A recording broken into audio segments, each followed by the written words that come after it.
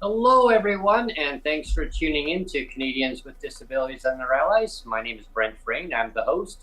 Today is Friday, August the 2nd, 2024.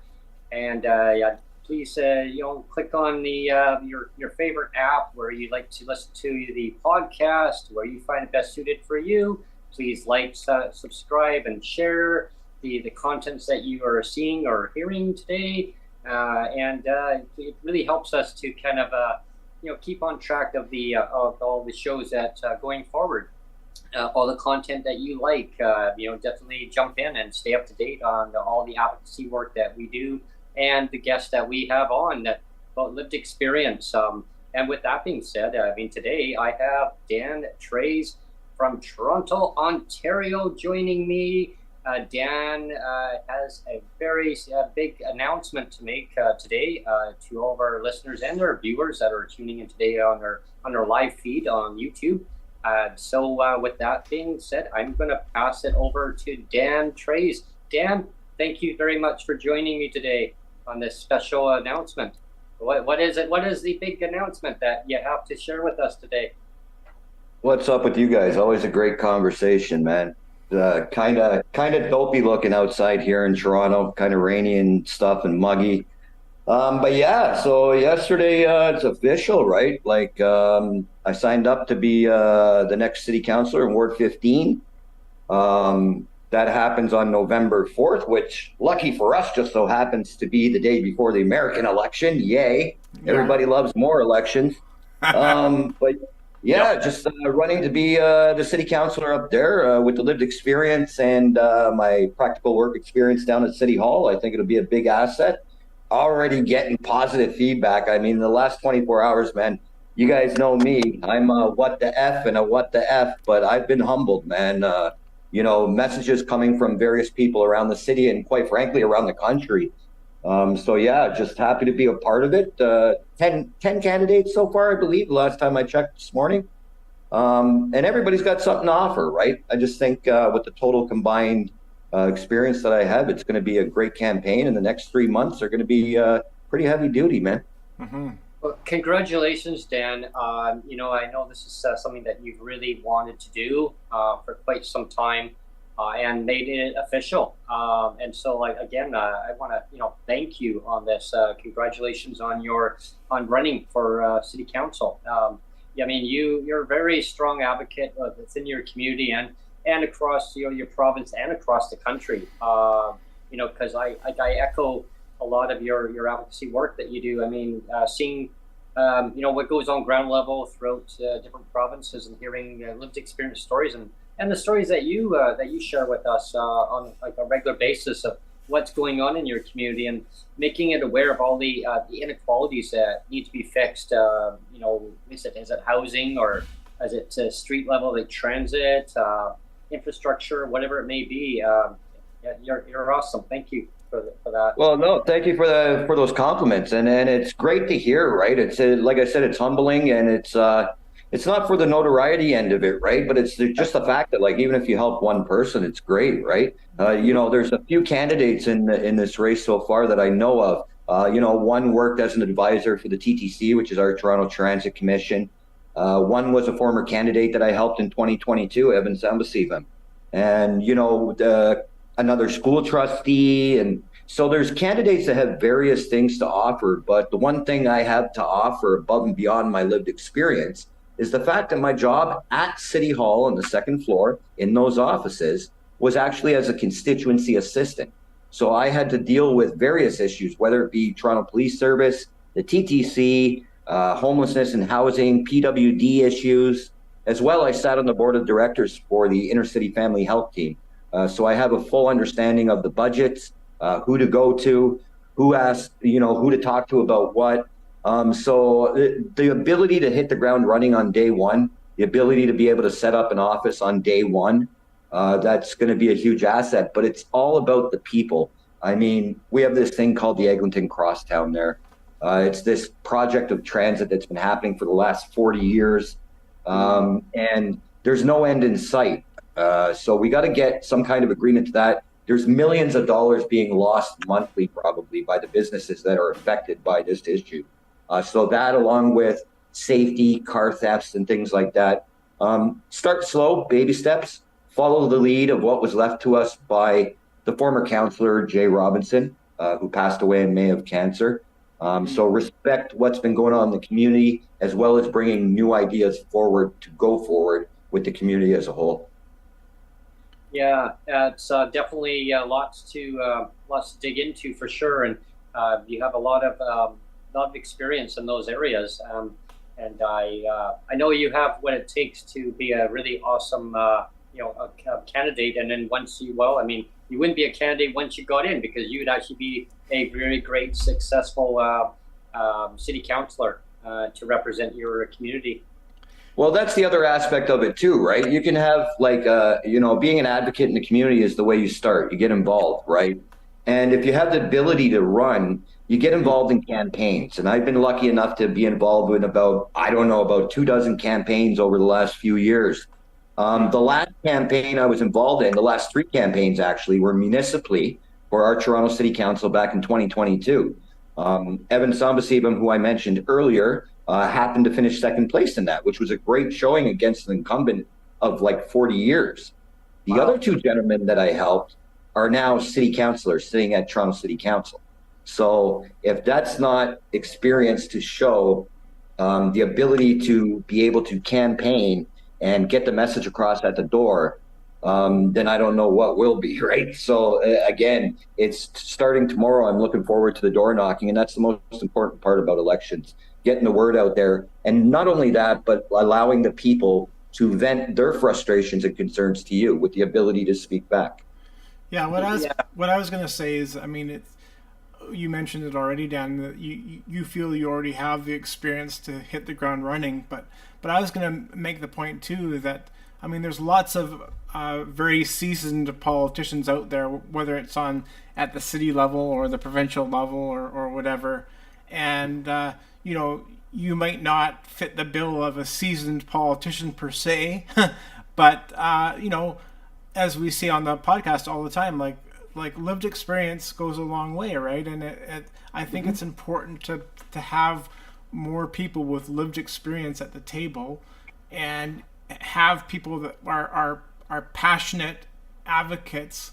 I think you're seeing that more and more, people that are really passionate advocates coming to the table and saying, I want to put my name forward because I think I can make a difference. And you're one of those people, Dan. And I appreciate that. And to those that have that concern, that's a very valid concern, right? You're right. I'm not your seasoned politician, right? I'm not the person you would standardly see on a ticket, so to speak. But my rebuttal to that would be to people, how's that been working out for you? It hasn't been going too well, right? So what you were just getting into there is the lived experience is what counts, right? Obviously, you have to understand budgets. You have to understand procedures. You have to understand that when you're sitting in council chambers, you don't just blurt something out. You say, through you, Madam Speaker, when you have a conflict, you declare, you have to know those procedures. But if you've never been homeless, you will never understand it. If you've never been a PWD, you will never understand it. If you're not a female, you don't understand female issues, and so on and so forth, right? So in going through this campaign, it not only gives you the opportunity to put your name out there, but again, it allows you to hear the concerns of the community and to show them that you're actually going to be there for them and not just there for all the bullshit. And that's my only swear word of the day. Yeah. I mean, going to the doors and doing door knocking and hearing what people have to say and what they want to see changed in their community, or what is bothering them, that there's maybe they haven't been representative in the past, and listening to your lived experience and coordinating that back and forth, and kind of echoing their thoughts. And I think it's so important that anyone who is considering and pursuing their advocacy to a next level, like you, Dan, definitely put your name forward, when the opportunity arises. I think door knocking is the number one key part of a campaign, because you get to hear about lived experience. I mean, you hear about the mother and the father with their little children of saying, well, they can't afford daycare, or they can't afford the transit. Well, why? Maybe it's just too expensive, or maybe the transit's not running as much in their area, or it doesn't take them where they want to go to, or maybe they hear that their neighbors are homeless. Why are they homeless? Like, what can we do as a community to fix these problems? It's sort of so many levels of that, and having a great representative out there to represent those people in the community is so important. Mm-hmm.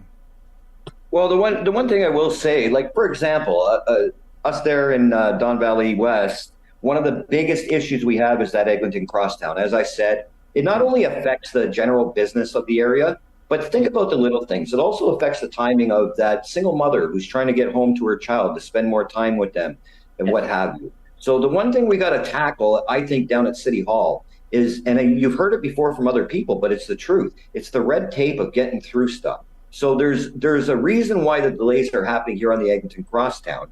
And it's because of the fact that some of the issues are being controlled by provincially run companies, not city.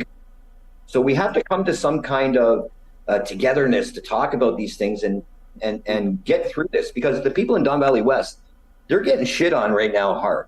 The Premier's trying to take away the Ontario Science Centre, which has been a part of our area for decades now. And relocated down to the Ontario Place site where they had this big spa going in. We have to stop treating these issues. I said it to somebody yesterday, and they disagreed with me, but it's okay. But we have to stop treating these issues as a business and start focusing on people's needs and wants. We should not be talking about other projects going into other areas. Like, okay, let me reword that. We should be talking about and getting projects into other areas. But we shouldn't be talking about it when we haven't even completed this project that's been going on for 40 years, right? It doesn't make any sense whatsoever. So we have to have accountability, transparency, and just be brutally honest with the people. It's going to suck sometimes.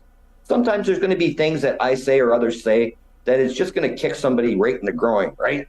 But those are the things you have to go through in order to get the job done for the community as a whole. I'm not here for any one party or person.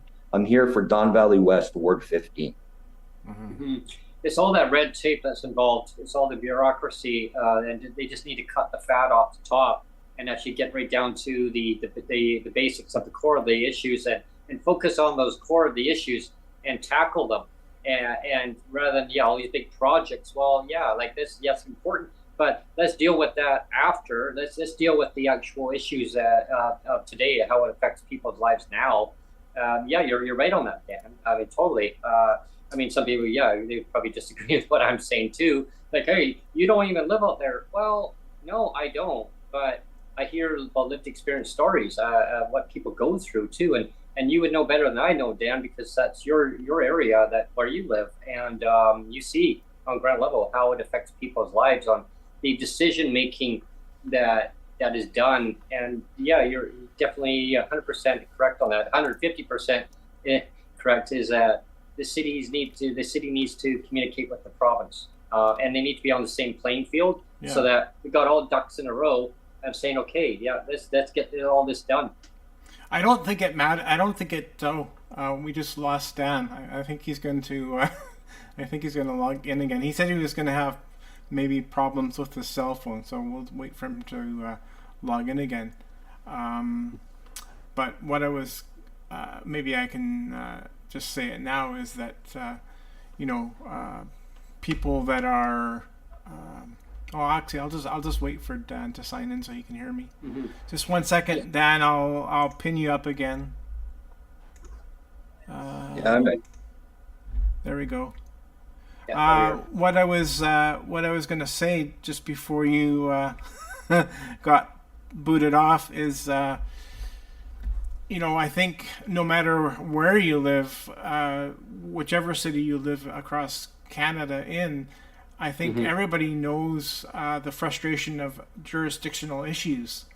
And like I can say for myself, when I see like jurisdictional issues of it's not my issue, and there's just like kicking the ball back and forth, and I just find that really annoying, and I think everybody, like I said, across Canada can see that. So yeah.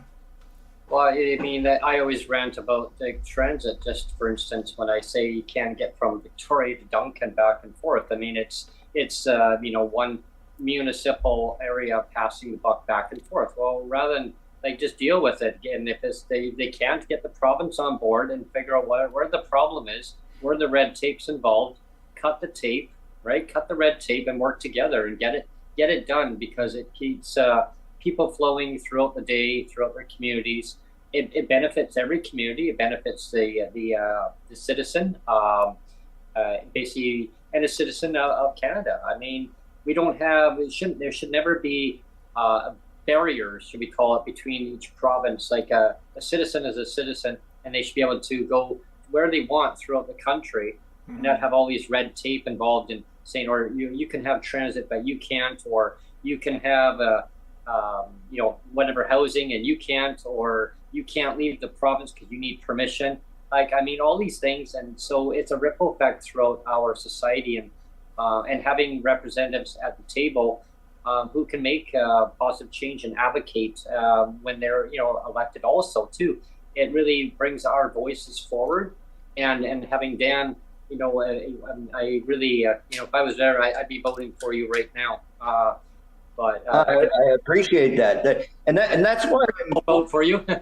Yeah, and that's why I'm focused on that Eglinton Crosstown too, right? Because so in Toronto we have 25 wards, right? And the Eglinton Crosstown actually starts all the way in the west in Etobicoke. So it's affecting, I believe it's 1, 2, 3, 4, 5, 6, probably a little less than 10 actual wards, because Eglinton Avenue is an actual main artery that flows through the city, right? So again, that's why it affects so many different areas, and I'm choosing to focus on it here in Ward 15. But also, too, one big thing that's a problem up here, we have an area called the Bridle Path, for example, and that is the quote-unquote nice area. Drake's house is up there and such, right? And it's also an area that's been affected a lot by car thefts, whether it be carjackings or home invasion style car thefts, right? I worked plentiful with the Toronto Police Service over the last 4 or 5 years. For the first year or so of my career at City Council, right there's a cop car coming by. Perfect timing. But for the first year or so of my career, I served on something called the Safety Network of Toronto, and that's where a group of people made up of various levels of government, representatives, their offices, city officials, police officials, and the mayor's office to tackle these types of issues, along with the tow truck wars, along with various gun violence for youth in the city. So again, I hate to keep repeating myself, but it needs to be said. That lived experience and practical work experience going forward, I think it's gonna be what resonates with the citizens. Not necessarily saying I'm gonna win 100%, because you never know, things happen. But glad to be a part of it, and I ensure you that at the end of it, no matter who is the next councillor of this ward, we'll all be involved in one way or another. One thing I was going to say too is, for anybody that doesn't know, not only are you a strong PWD advocate, but you're a very strong transit advocate. You Yes. kind of started your. I don't want to speak for you, but I know. I used to be on Twitter, and I know, like, if anybody goes on your Twitter wall, that they would know that you've always advocated very strongly for better transit solutions in the Toronto area. So Oh, well, 100%. Little known fact about me. Well, some people know, but a little known fact, I don't drive. I don't drive. So I take transit everywhere. So for me, it's the TTC and Go Transit trains. It's very important. I'll give you an example. I know one of the videos you're talking about, I took actually a few months before I was let go. I think it was last year in February sometime or whatever. But anyway, whenever that derailment was on the Scarborough Rapid Transit line 3, it was known as. I did a video on it about a month before the actual accident happened. And man, that thing sounded like a roller coaster from hell for the last like 5 years, right? And that's what it is. It's about the safety. The issue is that there's so many issues that have been left to the side for so long. And I know there's a great counselor in there right now that's the TTC chair. His name's Counselor Jamal Myers. I happened to work with him for about a year or two, helped out on his campaign as well. Very successful campaign. But so these issues have been let go for too long. And what happens is the turnaround rate of staff members coming in and out, like our TTC CEO, I believe his name is Rick Leary, he's leaving the end of this month. So all these projects that are being talked about are going to be talked about again 2 years from now in another election. So you have to have a concrete plan going forward. And yeah, the lived experience of being a rider, again, if I wasn't a TTC rider, I got no business speaking about the TTC because what the hell do I know, right? Get the experience and get involved. And that's how you get success with these issues. Yeah. Another quick comment I was going to make, Brent, and you can pile on, and Dan can pile on too. Is what do you think about these 10-year plans that governments are like to roll out too? It's like in 10 years we'll solve this issue, right? We just had here in BC they rolled out the new 10-year plan for reducing poverty. We're going to have a new 10-year plan. And I just think, this whole idea of kicking the problem down the road, here's 10 years, and then in 10 years time, or maybe in 5 years time, they'll look at their 10-year plan again and say, here we got another 10-year plan, so well, as an example to that, it's going on right now here in Ontario. So a quick example of it is everybody knows that Doug Ford is trying to take out the Ontario Science Centre, which happens to run through Ward 15 Don Valley West. So the fact that he's claiming to build a transit line called the Ontario Line going through that area, but he wants to take out one of the biggest attractions that attract not only people from outside the neighborhood, but from inside the neighborhood to have family time and learn some things, is beyond me. It doesn't make any sense. If anybody goes back and researches that Ontario line, it used to actually be called the Downtown Relief Line. And I can remember being at meetings for it way back in 2012, where they were talking the same crap, right? 10-year plan, it's going to get built. Don't worry about it. Doug Ford comes in, he scraps it, he turns it into the Ontario line, and then he takes all the people away from the transit line. So you got to come up with a plan. You got to be agreeable to that plan with everybody, and it has to be concrete because, again, I could sit here and promise you guys the world, right? But the fact of the matter is the next election is actually in 2026. It's only 2 years away, right? So the other bonus you're going to have with me is that you're going to have a bunch of people in this by-election telling people what they want to do for them, what they possibly will do when they get in office for them. But I can tell the people what I have done and what I'm going to continue to do for that 2 years to keep it going forward. Yeah, exactly. And that's so the most important part is to keep the advocacy going forward, having given people hope that yes, this is what I'm going to keep advocating. This is what I'm going to keep pushing to get the achievement of a better system put in place. Because that's what people want to hear. They want to hear the positives, not like, well, here's the 10-year vision. Well, how are we going to get to that 10-year vision? It just drives me batty every time I hear these things because it's like kicking the can down the road, right? It's like, well, yeah, we got more to do. Yeah. But it never do, yeah. So like building our infrastructure to better our communities for better transit. That's just one example. And as everyone knows, I advocate very strongly about transit because I'm like yourself, Dan. I take transit everywhere. I don't drive. And so I rely on transit. And when I can't get from point A to point B, there's a huge, more of a barrier. I call it a incompetence, right? When it comes to government levels of not being able to deliver. I spoke to one of our representatives in the government months ago, and yeah, we're working on it right now. Well, the question is when is it going to be done? Like, it could be done years from now, or it may not get done, and it just keeps getting put off to somebody else, right? It's and that's what I wanted to speak on too. And again, anybody can pipe in as well. But I would like to see it on all levels of government. Instead of 10-year plans, let's reduce those down to 3-year plans, and let's say in year one, let's say in year one we promise these deliverables, and then in year 2 we promise these deliverables, and in year 3 we promise these deliverables.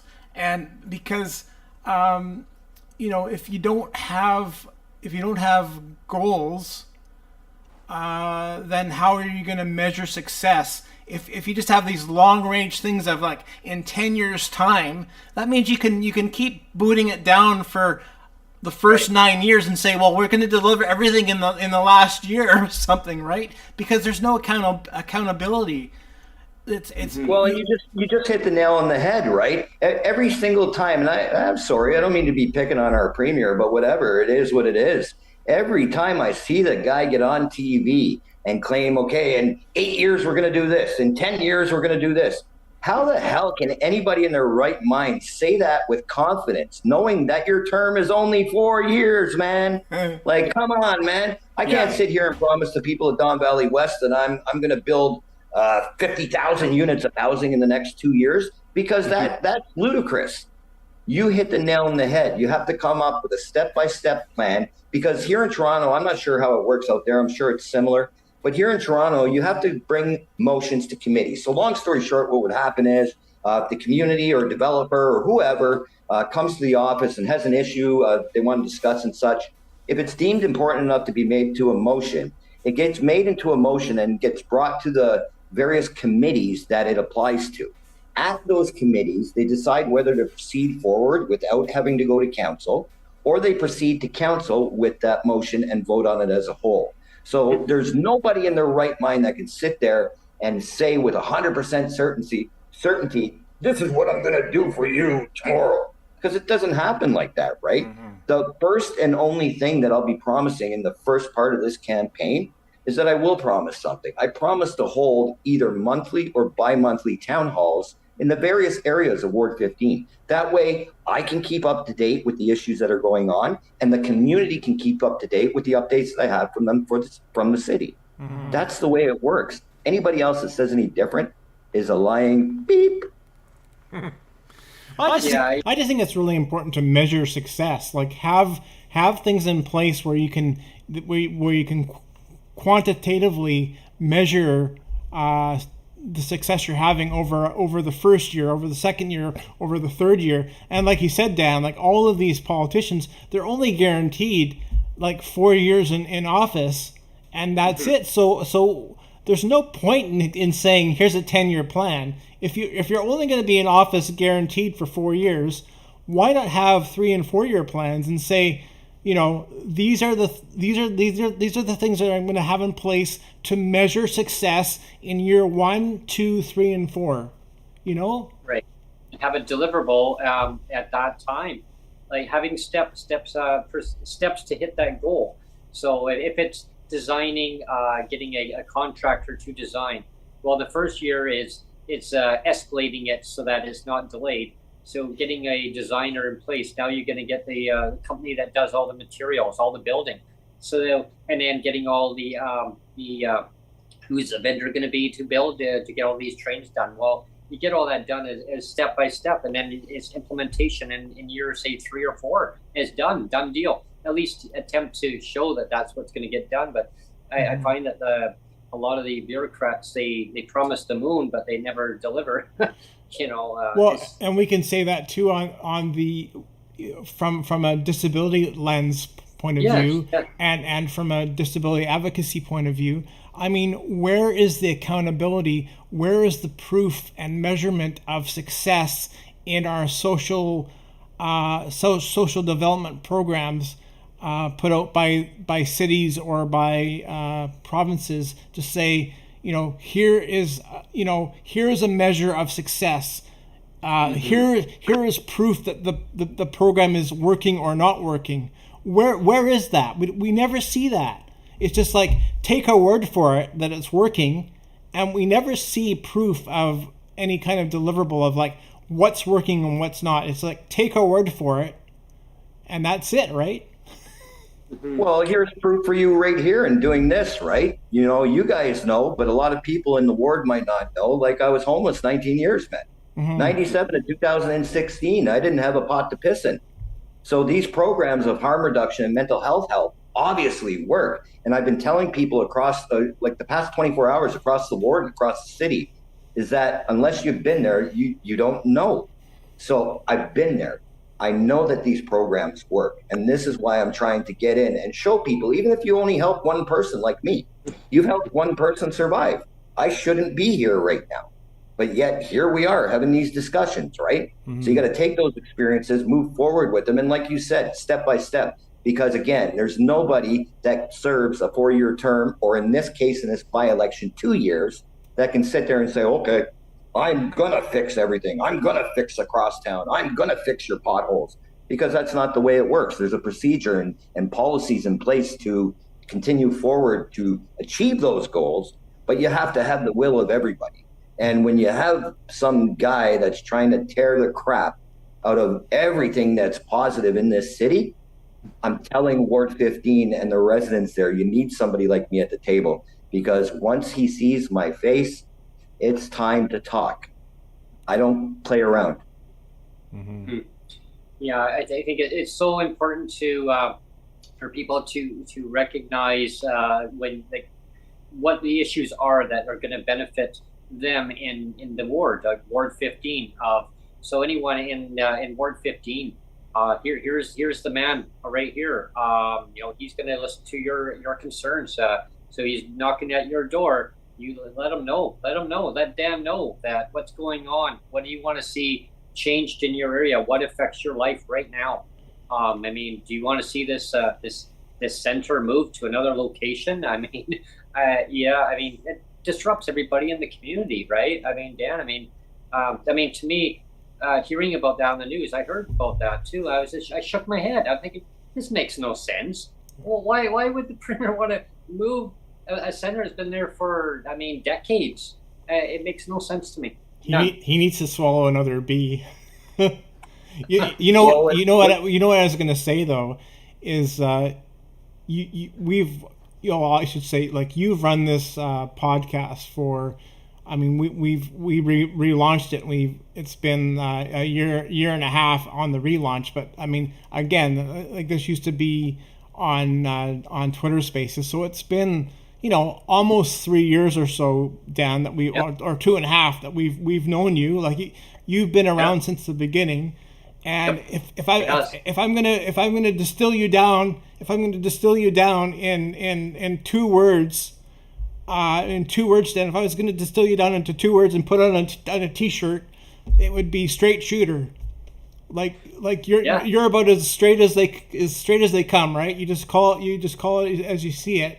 And I think that's good. There's not enough of that in politics, right? I think you need that, because if you're a straight shooter, it means you're honest to the point of fault sometimes, and some people don't like honesty. I know that kind of pisses me off sometimes. Like, all my advocacy, when I see governments kind of turning a blind eye on what's honest, it pisses me off, right? But if you're a straight shooter, things like honesty matter, and things, and I can say that with all honesty, like, you are one of those people that, being a straight shooter matters, and honesty matters, and being upfront matters. And even if you have to hurt somebody's feelings a little bit with honesty, that matters, right? It matters. Listen, truth be told, right? There's a lot of people that are going to be listening to this. You guys listen to it. You already know about this, right? I'm not a perfect angel. Everybody knows that, right? I've had my ups, my downs. I'm still going through it, right? But the one thing is the honesty, because, not only is it easier to tell, the truth than it is to tell a lie, but the fact is, we all here that have participated here on this channel, and everybody I've experienced, not only in Ward 15, but across the city of Toronto, they want change. They want something to actually happen. Yeah. And without telling the truth, when you keep shoving shit under the rug, keep lying about crap. For example, that Ontario Place thing, it's not simple, but when I say it's simple, you'll understand what I mean.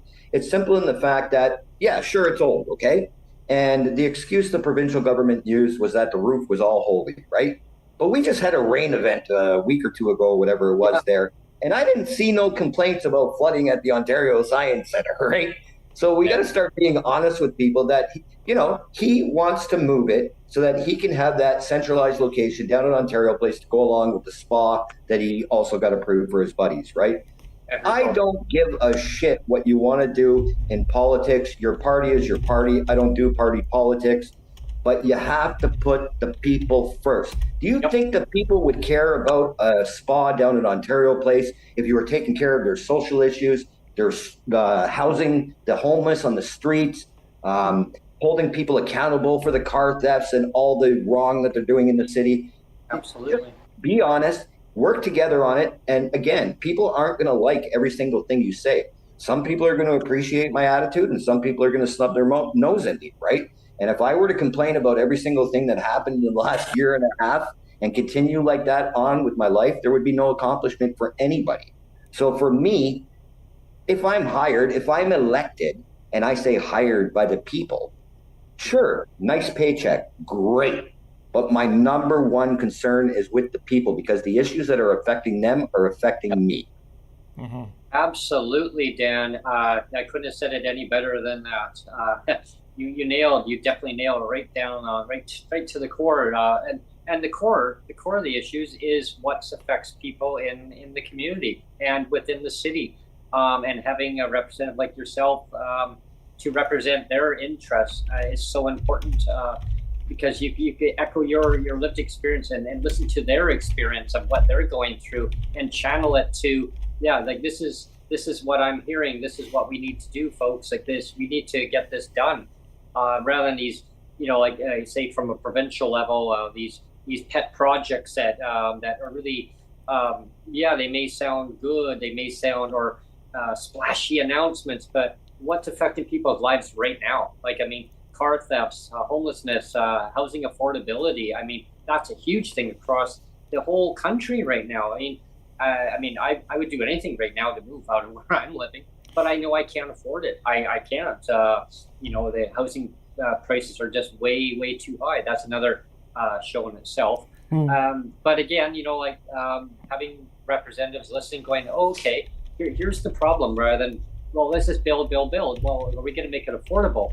And I'm sure that you'll hear these things at your door, at the doors when you're door knocking. Is I can't afford the cost of living. Food prices are going up through the roof. Housing is way too expensive, or the transit, or whatever it may be. I don't know, garbage collection is getting too expensive, or whatever the topic may be. The crosswalk near my area has a flashing light, but I need it as a solid light, or some kind of a audible signal going across a crosswalk saying, caution, please stop, pedestrian crossing, or whatever the issues may be. I have that going on in my community too. Caution, vehicles may not stop. Well, that's great. The city put that in, but people are doing like Mach 80, Mach 90 in a 40-kilometer zone. What could go wrong? And you got a flasher light there saying your speed limit is going 50. So it's like flashing away. People going, that's an issue I have. And when I have a chance, I'm going to go to the city and let the council know, like this is what's going on. And so I really encourage people in Ward 15 in your area, Dan, to basically let Dan know, whatever your issue is, bring it to the forefront, and it'll be. And hey, listen, great segue there, because we've been having the flashing lights here in Ontario and in Toronto for years about Doug Ford, right? And it's no secret. I don't like the guy. I don't like what his government's been doing. But in order to be a successful candidate for council, you have to have the understanding and ability to put your personal stuff aside and work for the benefit of the whole community. So I'm not only working for the benefit of Ward 15, Don Valley West, but I in turn want to use this time, if elected, to join people together and let them know that it's okay to have your differences. It's okay. We're not going to agree on everything. But I hate what Doug Ford's done to the LTC homes. I hate what Doug Ford's done to the nursing and the education system here in Ontario, just to name a few. And now he's starting on the transit, and he called our neighborhood in Don Valley West a sleepy neighborhood or something like that. If it's so sleepy, why are you putting transit and other housing up there, bro? So, yeah, again, you'll have to have the ability to put all that aside and sit at the table, even if it's across from him, and say, listen, man, this is what's going on in the community. Please help us. Let's come to an understanding in the middle, and please help us. Because there's so many great MPPs down there. Kristen Wong-Tam, Mary Margaret McMahon, Chris Glover, just to name a few. And I cannot, off the top of my head, name one great PC government official from our province of Ontario. And that's sad. We have to get to the point where we're helping everybody. I just wanted to jump in and back up the train a little bit, Dan, because I'm going to try to quote what you said a moment ago, and you said that you want to represent the people in Ward 15 because what matters to them matters to you, and I don't think that can be actually overstated enough, because like all three of us here have basically been advocates our whole lives, right? And I can say for myself, like I've been a staunch advocate for the last 11 years because of my clawback of my survivor's pension. That's the one thing I'm really passionate about, right? But way before that, like each one of us sitting here today, we've had to advocate every moment of our lives, from the time we were born, right? Like with your blindness, Brent, or your sight impairment, and with my cerebral palsy, like I was born with it, and you were born with your thing, and Dan was had to deal with his own life experience. So like we're all coming to this like with a lot of years of blood, sweat, and tears, and like again, if I was going to use my own example, like with the clawback thing, I could say, well, that matters to me, but at some point, it like issues become bigger than that, right? Like I remember telling my parents when I was like 2 or 3 years into the battle of the clawback, I was like, I almost don't care if I win anymore. It's not about winning. It's the fact that it's about doing the right thing that is the thing that matters, and whether I'm successful or not doesn't matter. It's that I'm making it a success for other people in the future. Like I'm putting my stamp down, and I'm putting my foot down, because it matters not only just to me, it matters to like the thousands of people that come after me. It's going to matter, right? Well, absolutely, and that's what advocacy is. It's so important, and it doesn't matter on what you're advocating for, and what nonpartisan, like a nonpartisan issue of what political party is actually in. It's on who's going to represent your best interest on changing regulations, right? It's regulations that affect people's lives. Is it to do with housing? Is it to do with transit?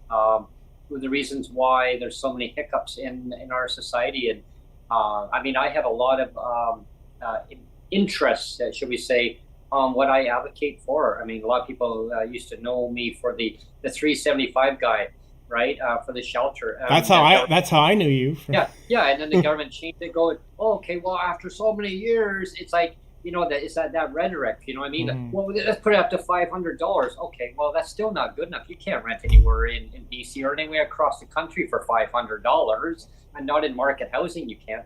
And again, it's that stereotype. It's saying, well, okay, well, you want housing. Okay, well, you'll have to go under our housing provider. for cheaper housing. Well, now we got all these regulations in place, and I'm not going to use this as as any beneficial to any political party, but I went to a party last night, and I'll say it out there. I went to the Green Party in BC, and it was amazing. Like, it was amazing, not just because of the party of it was the Green Party. It could have been the Purple Party or the Blue Party or whatever party it was, but listening to the people there of lived experience, like listening to people from a distance of stories of saying, like, I hear you, like affordability. I heard the word transit. I heard about the cost of living. And when I mentioned about that, my interview I had on CKNW, like, well, an interview, but a phone call in, and I mentioned about that. My landlord gave me a rent increase. I got no rent. I got no increase by the provincial government on my check. And the landlord says, "Well, why didn't you get an increase?" I go, "I don't know."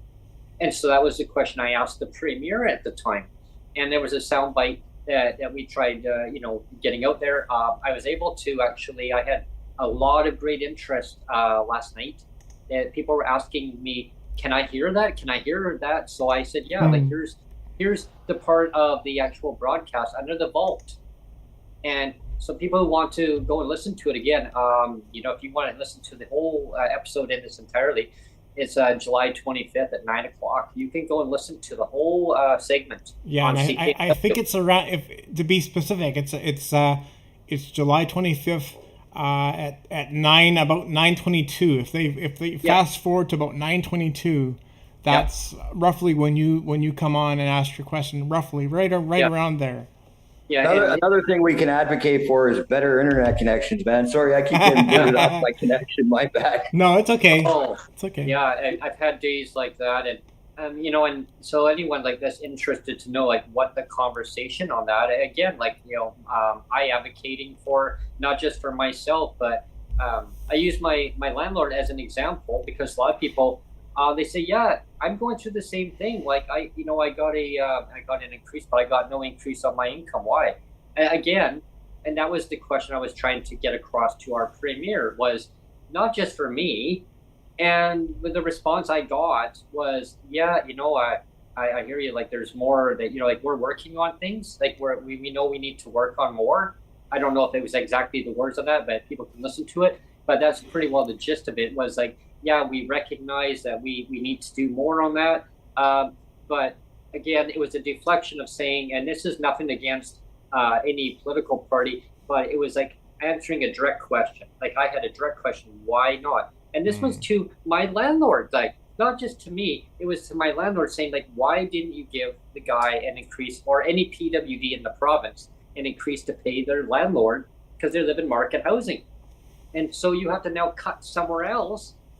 And when your rates haven't been increased and they've been subjected down to 40 to 50% below the poverty level, and the poverty level is just a standard of living, and we can get into another segment on that altogether. Yeah, and I will say, and I think I said this when we aired the clip originally, a couple of podcasts ago. But the thing that bothered me the most was how condescending his answer was towards you specifically, because he says, he says like, "I don't know if you know this, Brent," nudge nudge, wink wink, but did you know that you can actually work and earn money without clawback? Right, yeah. Like, that was the part that, and it's very condescending, like.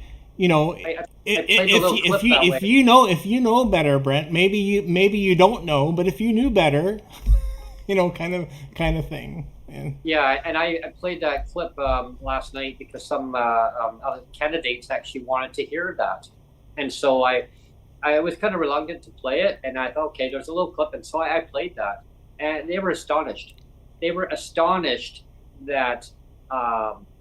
That occurs. That's kind of almost like a wager on it, saying, well, yeah, this is the reason why we're not increasing the rates because hey, every PWD can get out there and get a job. If you didn't know this, you could get out there and get a job because the previous administration, they only raised the rates maybe just a little bit in 16 years. I've learned in my advocacy years, everyone, that not to keep blaming the previous government. Like we are in the now, right now, right? How can we go forward, work with the problem? Who doesn't matter? Like it's like my mom used to give me hell, like, and God rest her soul. But her and I used to have the same discussion. I would say, well, the neighbors' kids, they got this and they got that. How come I didn't get this and they got that? And my mom goes, Brent, stop doing the blame game. Let's focus on now. What can we do is maybe get the neighbor kids together and we can come to a common ground. And when I hear these things, it's like, well, 16 years, 7 years, 16 years, 7 years, or 8 years. It's like, hello, let's live in the now. How can we fix the problem? How can we eliminate, not reduce, or reduction? How can we eliminate poverty now? Easy solution, easy peasy. Bring it up to a standard of living, tie it to inflation, the cost of living COLA, cost of living adjustment. People ask me, what does COLA stand for? I've had that a few times now. COLA, cost of living adjustment. Is that going to be the end all solutions? No. There's a lot more dynamics of why people don't have the standard of living. It's the housing also too, right? It affects the amount of income that they have. So some people say, well, I'm going to be homeless now because, well, I can't afford the market rent, but I've got more money to live on. That's not right either, right? We need to the underlying issue. That's why you need all hands on deck, right? No contribution is too small. So you two gentlemen seem to me as more of policy-driven guys, whereas my experience would be on the streets direct with the issues. And that's why I'm taking it straight to Toronto City Council and Ward 15, is because the everyday issues that affect us all, whether you mentioned it earlier, garbage, whether it be transit, your housing, what have you, those are all municipally handled issues. So again, you need that lived experience at the table, or else we're going to be continuing to go in this spiral. I can't tell you how many councillors out of 25 right now have been there more than 15, 20 years. Okay. And what's happening? The same issues time and time and time again, right? So we have to come to that understanding where we can't keep going on like this, because sooner or later, somebody's got to tap out, whether it be constituents, whether it be the city itself as a corporation, whether it be the province or the country. Like, somebody's got to tap out, because there's only so far the well goes, right? So you have to have somebody also with the ability that can go in there, know who to talk to, and get the job done. Without that ability, it's never going to happen. Well, it's like the merry-go-round, right? It's like the merry-go-round. You mentioned that merry-go-round's got to stop, and you got to now focus on the problems, and that you start solving these things. Otherwise, it's just it's like the cat chasing its tail, right, around and around. I was going to use the football analogy, where you have two teams on the field that. You get two teams on the field and you agree to toss the football around, but then it's like one team decides, well, you know what, I'm just gonna walk off the field and not play the game anymore, and you guys can just play amongst yourselves, and we're just gonna go and find another team to play with, because we're tired of playing with you now. Or you got the Right. piggy in the middle, or you got the piggy in the middle. Here. We want. It's like, hey, I want to dealt with. Well, here, catch, back and forth. Yeah. And, 100%, and that's why too. Somebody that's running for city council has to have the ability to put all that shit aside, right, and focus on the people. Because when push comes to shove, the people of the municipality you run in this case, which happens to be Toronto, are the people that fucking pay your paycheck, and you're there to represent them. Do your job. One thing that gets my goat, I don't know if you guys notice it in our council, but it gets my goat when the speaker has to sit there and say, can councillors please take their seat? You're paid to be a goddamn city councillor. Be in your seat for that time, the duration of that meeting, and do your job. But at the same time, have an understanding and respect for what are going to be my colleagues when I take that seat in Ward 15. You have to have the respect for your colleagues, even if you disagree with them. And I'll tell you right now off the hop, there are some councillors that I disagree with, plenty. But this isn't about me. This isn't Ward Dan. This is Ward 15. It's about the people. Yeah, it's about a mutual understanding that work together, regardless if you have disagreements or agreements, but working all together and knowing that everyone's going to try to do the very best to accomplish everything in their community. Absolutely, like I mean, I run against different advocates from time to time too. I mean, different ways of maybe looking at things. But at the end of the day, we all come together and want to accomplish from different points of view of accomplishing everything, right? And it's like making a better society for everybody. And I learned that last night, and like it was really awesome in the environment. Like it was the energy was there. People wanted to see change. They're tired of the same old. Like they just want to see positive impact on their lives, and how do we make things better. And when they started hearing about my advocacy and Sonia's advocacy and Jeff's advocacy, yeah, it was just like, hey, I know you, and yeah, like I heard about your podcast. I'm like, oh wow, like first thing that came out was I heard about your podcast. I'm like, oh wow, really? Yeah, and the word of mouth got around, so I started handing out business cards. Here you go, one for you, and I handed a whole bunch of them out. Next year you'll be handing out mugs and T-shirts. Yeah. Oh, and good on you for that. Good on you for that work, right? Because if you didn't use your voice, those people wouldn't hear about it and they wouldn't know about it. Mm-hmm. The straight up fact is everybody knows, and I'm not bitching and whining, but everybody knows that mainstream media controls everything about it. So whatever they want to be heard, that's what gets let out, right? So it's good that we have people like yourselves and people like other independent, and there are mainstream media that are great people. But just too often this shit just flies by and you only get what you hear, right? So especially with elections here, and this is where I'll make my final statement so I don't get cut out again. But this is with elections here, you have to focus on the people, focus on the issue, and just be straight up. Yeah, that's a good mic drop moment. I was going to say we're at the end of the hour anyway, so that's good. Yeah, and I greatly appreciate your ending comment on that, Dan, and nicely said on that again, as usual. Always, and like what affects people, like whatever issue affects people in their community, and especially in Ward 15 in your area. Definitely, I really encourage everyone to definitely get out there and actually during the by-election there, to definitely vote and make your voice heard, and listen to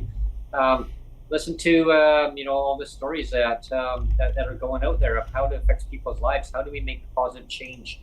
And the door knocking is the key for sure. And I'm sure you're going to hear a lot of feedback, and definitely on that. I mean, if it comes down to whatever the issue is, I mean, like when I talk about transit, I rant and rave. And why I rant and rave so much is because it needs to be a basic standard of service in my community and area here. Is when it doesn't just affect me, when it starts affecting other people that I get to know throughout the community. Sonia's mom and dad, they hear about transit. What do you mean you can't get throughout the day? You can't go to and from a community? That makes no sense. Well, no, to me, I've been advocating for that since we've been living in Victoria. Has it changed? No, it hasn't. I mean, there's more work to do. As I keep hearing, there's more work to do. Well, come on. How long does it take to do it? I knew a person who did transit planning, and he would be pulling his hair out, God rest his soul. Him and I used to meet up for coffee, and we'd talk about routes. And I mean, he'd be so upset about that. He would have already had that planning done already. He would have had at least 8 trips a day throughout the day, scattered, not all every hour, but scattered, so that people can get to and from a community. They invest in the community that they go to. They actually help small businesses grow. That's how we grow our community and our society, is we provide the service that people can actually move across regions. And my main goal is, I brought this forward last night, Dan, and I wanted your feedback before we end the segment too. I brought an idea that I said, I want to see regional transportation across this country again. I said, it has to be done. We need to do it. Greyhound, everyone knows that we had Greyhound Canada. Unfortunately, we all know the fate, what happened there. They asked for help. Greyhound Canada asked for help from our federal government.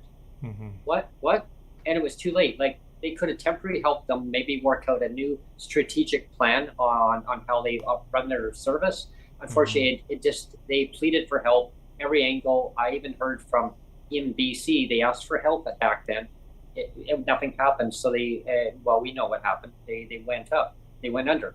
They give buckets and buckets to TransLink, Yeah. but it was really stupid that they gave nothing. And they can't even run regional transit systems. So I brought an idea forward, and there was a couple of ladies there last night. They thought that was totally amazing. I got to meet Elizabeth May last night. I got to meet Sonia Firstnell again in person. I got to meet Adam Olson in person. I got to meet a lot of the candidates that are going to be running. They said they really appreciate all of our advocacy all the way across Canada. Every single advocate that's fighting for new change to happen across our beautiful country, not just in British Columbia. And so they think they want to pass on that message and echo it forward, saying thank you for all the advocates that are really pushing for change to happen. We talked about Mike Morris too, Elizabeth May, and she really appreciates us having having Mike on here.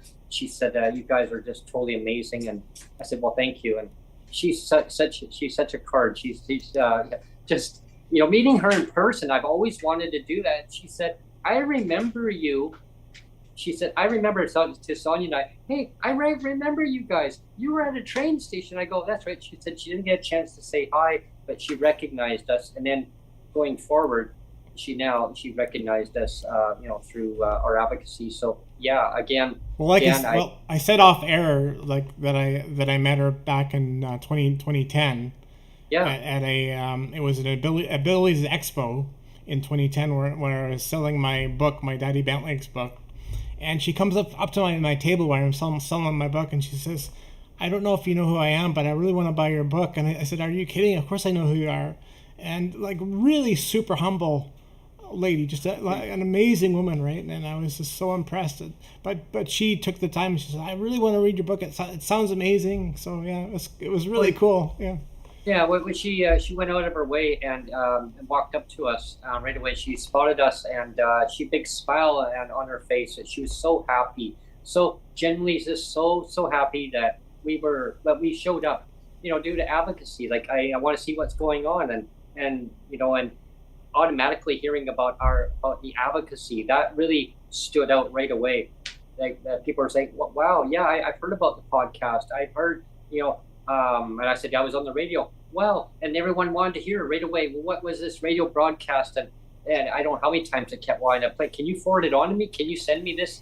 Like people wanted to hear about the advocacy work, and regardless of nonpartisan, like from other angles, they wanted to hear how that's affecting people's lives. And I said I was to a point where I wanted to say more at the time, but I was exasperated. Like it was just like, okay, like I have nothing more to say at the time. And I had probably... I agree with you on that transportation stuff too, right? Yeah. Sorry to interrupt you. I got a delay again. But, especially here in Toronto, in Ward 15, the two major transportation issues are what's known as the Ontario line and the Eglinton Crosstown, as we spoke about before, right? But the fact of the matter is there's, so many variables, different terrains, different amount of people living in certain areas. So where streetcars might work some places, subways might work in other places, right? So I think we have to focus going forward on project by project basis. And like Neil was mentioning earlier, something like coincide all the projects together and go step by step. Because without that information and without the ability to do that, I do not know how you continue on the way they are, right? Project to project, getting halfway through one and then partially starting another. Like, it's so stupid. Just get it done. People deserve something. When they did the planning in this city about 10, 15 years ago, they did the planning backwards. And they did all this condo boom. Everybody was like, yay, homes. Yeah. But somebody somewhere along the line forgot to think about plumbing underneath the ground, forgot to think about the validity of the roads and transport. So there's so many variables. Even parking, like where you're going to park your cars. God, you ever tried parking here? I'd be cursing if I was a driver here, man.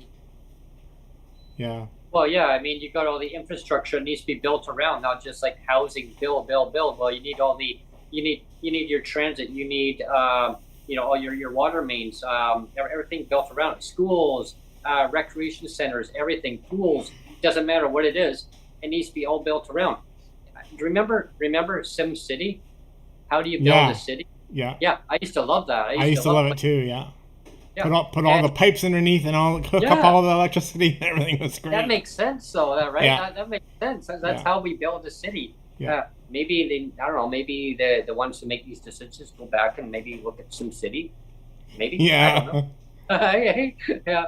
But like I say, that comes down to, like, let's say, the frustration of things that make sense, right? As we all have great ideas.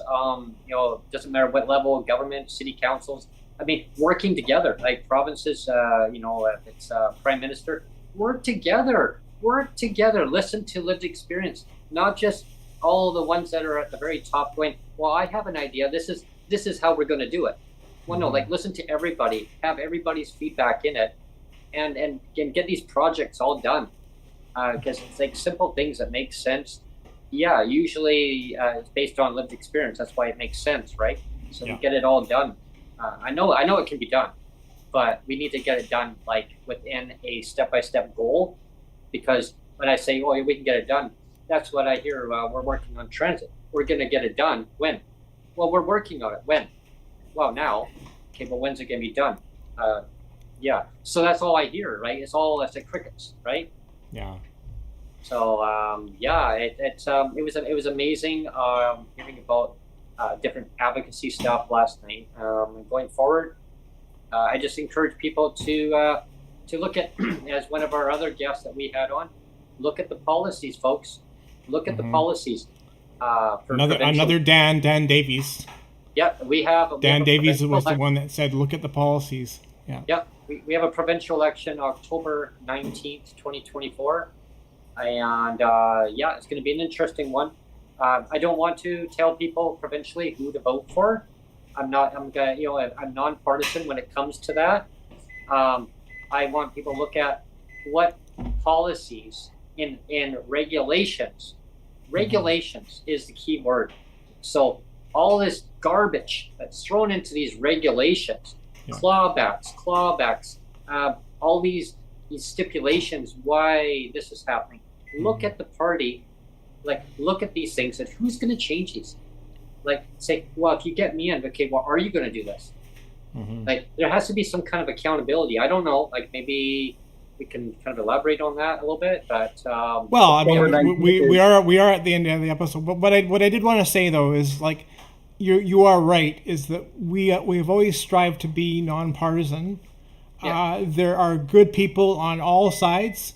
I can say that Dan Davies is amazing. I mean if you don't like, somebody might say I don't like BC Liberal or BC United Policy or whatever, and that's fine. Or I don't like BC NDP or whatever, right? But the fact of the matter is there's good people on all sides. And I can say Dan Davies is one of those, he's a solid human being. And just like, Dan Trays here is a solid human being. Yeah. And I think regardless of party, we got to start looking at the person. I have always tried to value the person over party in a lot of cases, right? I always look at the person, and like you said, or like what Dan Davies said, look at the policies as well. I mean, I know if we had him on, he said very bluntly before too. He says, at some point you have to be partisan. Like, he actually said that. I know on the right. I think last year when we had him on, he says at some point you have to be partisan. You have to kind of toe your party line. You have to say, this is where I stand as a party. So you can't be neutral all the time. So at some point you have to pick your lines and have to say, I agree with this policy, this party. But so much of it is about the person too. And again, there's lots of really great people in politics, regardless of party. But I think it's just important that you got to look at the policy. You got to look at staying within the lane of what a party represents, and say, I identify with what this party is saying. And even the person, especially the person too, because what they represent for their community. Like, I had one of my neighbors when I was I just turned 10, And I still remember one of my neighbors. I didn't know too much about how the city stuff worked. I mean, I was just a kid, but I remember my mom talking to our next door neighbor, standing over a fence and saying, "Well, congratulations on being elected in the city, like as a city council." I remember that, but the neighbor was really gung ho on wanting to see like a garbage pickup. It was in the area, and it was an issue because they would only come by on certain days, and they wanted it changed. Well, she was able to get that changed.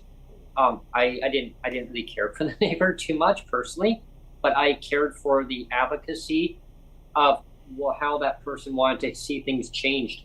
And then as I got older, I really did care then. I started understanding more about my neighbor and I became really good friends with the neighbors' kids too. And it was great because we all have our part in advocacy and wanting to see change within our communities. And so yeah, like it's so important to really focus on what is the candidate wanting to accomplish based on lived experience. And yeah. Mm-hmm. And that's precisely why I'm doing what I'm doing, right? At municipal level, there's no parties, right? So I'll like, and that's why you got to continue to do what you do and what others do, right? And Yep. I'll end with this so that I don't get cut off again. I'm going to take off after this comment, but I thank you guys for the platform, and I thank the people for listening and the people that will listen to this.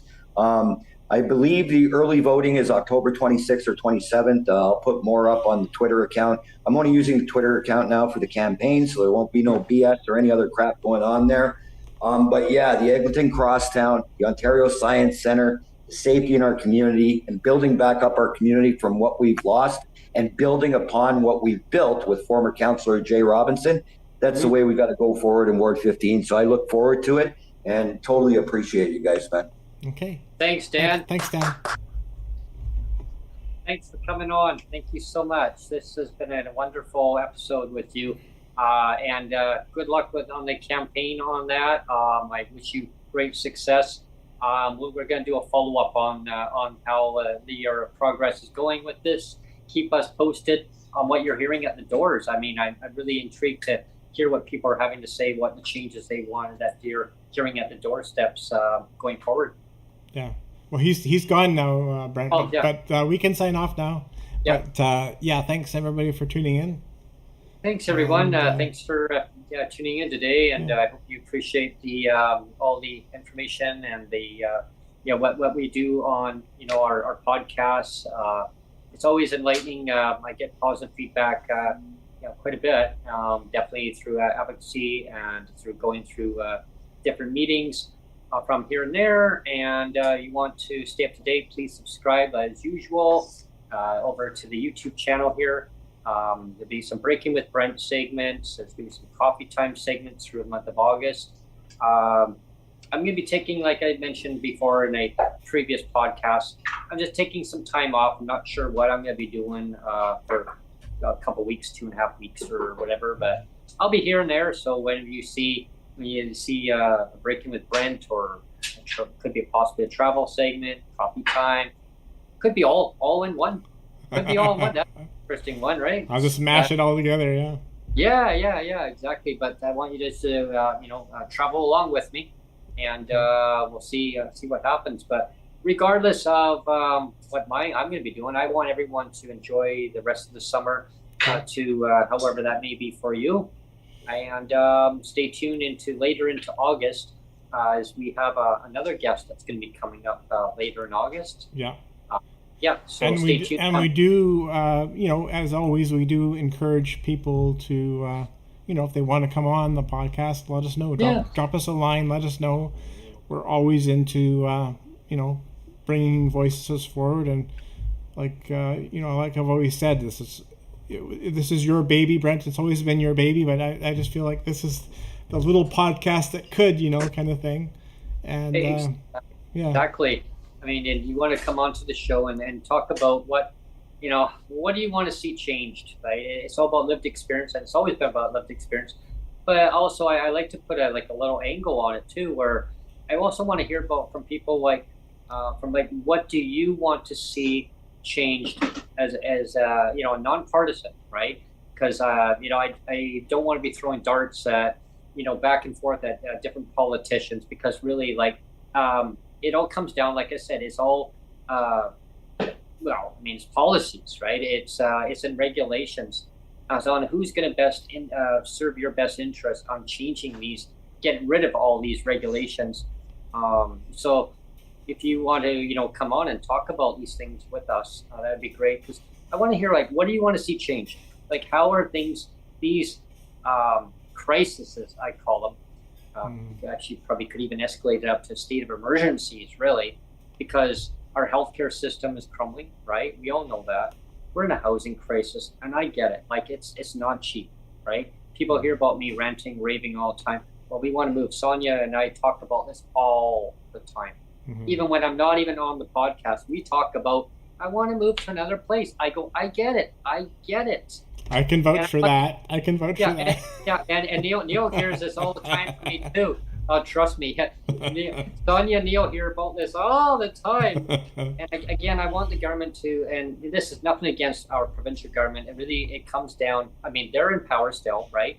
But it comes down to your regulations, right? It comes down to your policies. So whoever is in government will hear it and go, oh, I'm in government now. No, I'm in government. I remember him saying that then. Okay, so whoever is going forward, change it. Just change the damn thing, okay? And I'm going to say it, I'm not going to swear. I'm going to say change the damn thing, okay? Because it really affects the person's well-being, their decision-making. Number one, where do they want to live? Yeah. What community do they want to live in? So they should be able to live, where they want. I always keep hearing that rhetoric of, well, a person should be able to live and be in the community that they want to be in. Well, then make it happen. Yeah, right? and that's my thing too. Is like, if something is broken, is broken, make it unbroken. Like, don't just leave it broken. If it's broken, that means you need to fix it. Don't just leave it broken. Fix it and make it unbroken. Right? Because like here's the problem when I mentioned about BC housing, and I could go on a whole tangent, but I won't. But when I heard about these regulations and policies, I brought this forward last night at a open house meeting at a party, and I said it was about BC housing, because I let them hear the CKNW clip. But David Eby and I had that discussion, and he mentioned about housing. We're working at getting housing built. And we all know how wonderful BC housing is, how unbroken that is, right? Yeah, and they want to eliminate homelessness.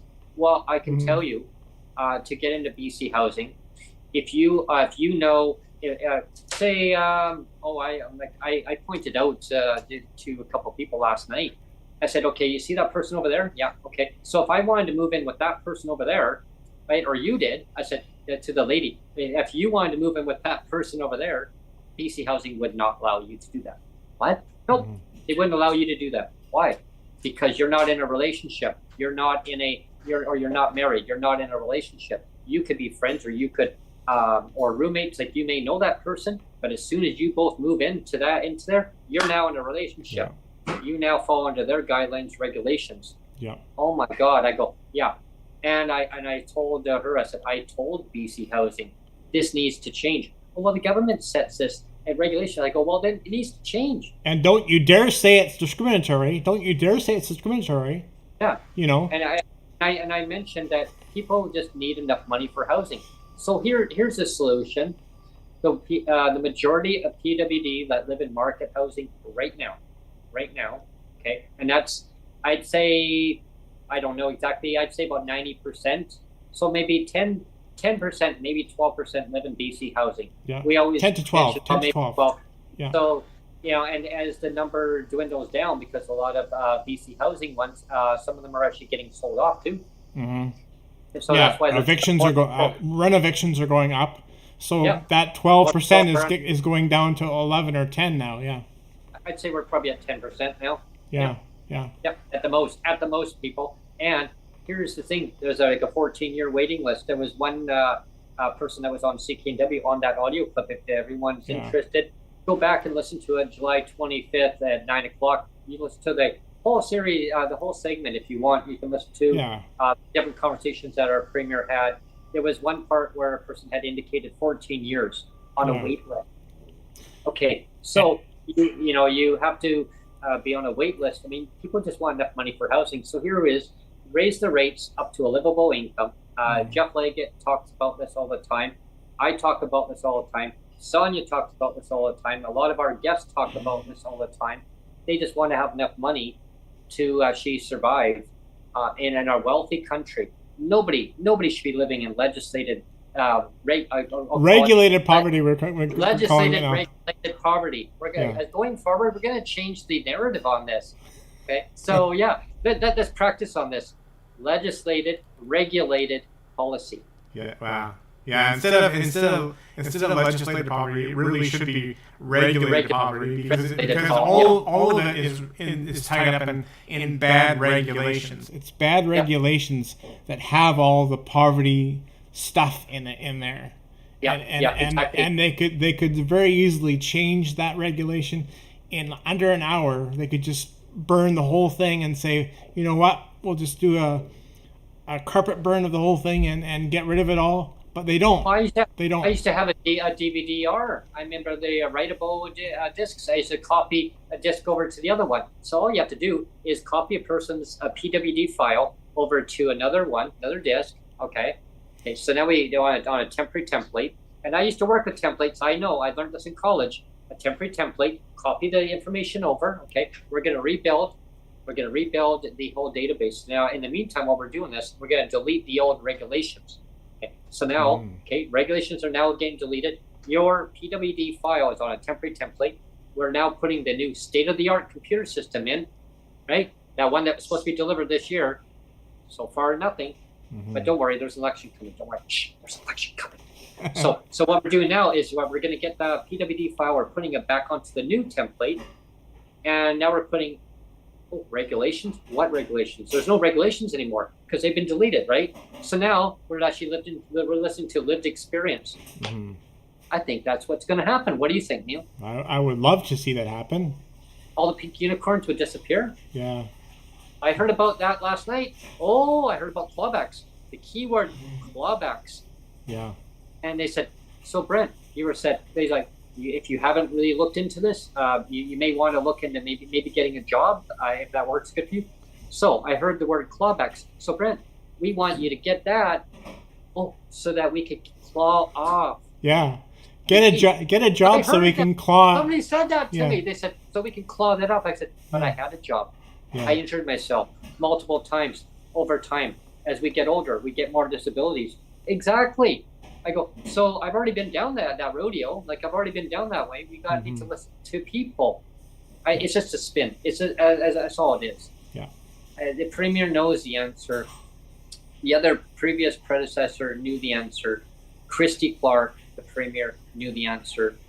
And then we had Gordon Campbell, knew the answer, right?